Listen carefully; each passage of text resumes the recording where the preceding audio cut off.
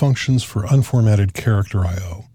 Let's take a working copy of working.c and we'll paste this into our working project. You'll notice that this uses printf, and that's actually not the simplest way to put a string on the screen. We can do this with puts and just type hello world.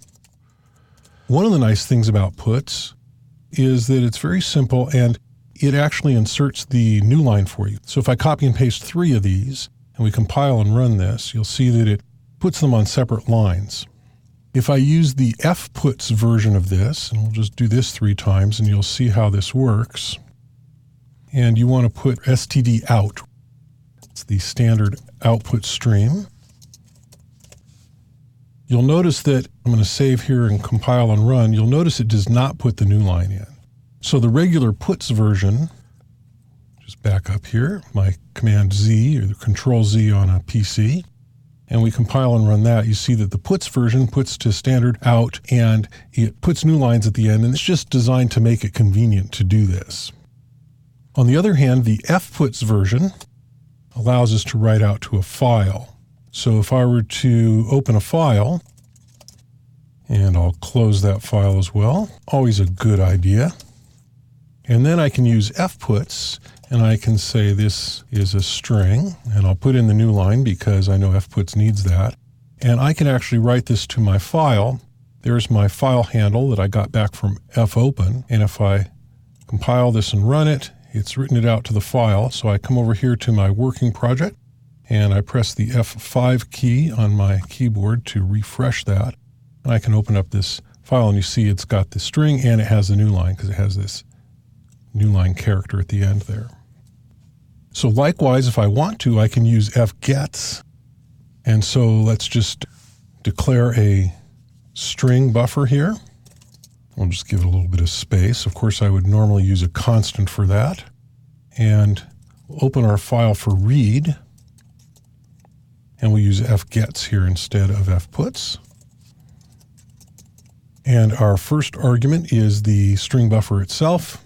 Second argument is the size of that buffer, so it'll read a maximum of that size minus 1 character so that it can terminate it. And this will be an in buffer now, so we'll call this in. And then we'll come out here and we'll just display this string on the screen. And we'll just use printf for that because it's convenient and it doesn't put in a new line. And the string will already have a new line because we're going to read the new line from the file. So here we open the file for read, we use fgets to read it, and we close the file and then print it. So I'll compile and run, and there's our string that we read from the file. So there's another function I'm just going to mention here. I'm not even going to type it because it's actually deprecated, it's obsolete, it's been removed from C++, and it should be removed from an upcoming version of C if it hasn't been already. And that's called gets without an F at the beginning of it. And gets was originally designed to get a string from the console, from standard in, and unfortunately was designed in a day when people didn't think about such things, and it did not have this parameter here that limits the number of characters that it'll read. And so it's very dangerous and you need to avoid it. Let's go ahead and take a look at the function signatures for the functions we've used in this lesson. So here are the function signatures for the functions we've used in this lesson. fgets will return a pointer to the result string or a null if it gets to the end of a file. And it takes as its first argument a pointer to a character buffer, as its second argument the size of that buffer, and it'll get a maximum of that size minus 1 character, and the pointer to the file handle. fputs returns an integer. On success, it'll be a non-negative value, and on error, it'll return EOF. And we'll talk about errors a little bit later and how to detect them and how to use them a little bit later in this chapter. And puts is just like fputs with 2 differences. Always sends the string to the standard out, so it doesn't have a parameter for the file handle.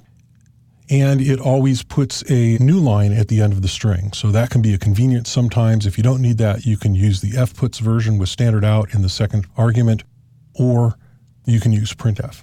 And then gets is mentioned here just as a warning to never use it if it's even available in your library. It's obsolete and it's dangerous. So those are the basic unformatted character I/O functions in the C standard library. Now let's delete our working files